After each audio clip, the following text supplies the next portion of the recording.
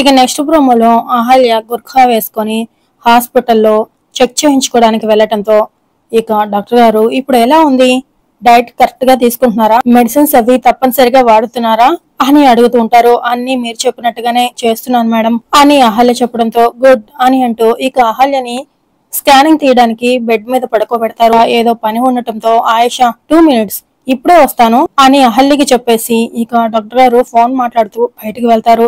అందులో అదే హాస్పిటల్లో వర్క్ చేస్తున్న అతిథి అటుగా రావటం చూసిన డాక్టర్, అతిథి నేను ఇంపార్టెంట్ కాల్ లో ఉన్నాను, లోపల ప్రెగ్నెంట్ లేడీకి స్కాన్ చేయాలి, కాస్త చూస్తావా అని అడుగుతుండగా ఓకే షూర్ అని చెప్పేసి ఇక అతిథి లోపల ఉన్న అహల్యని చెక్ చేయడానికి తెలియకుండానే వెళ్తుంది.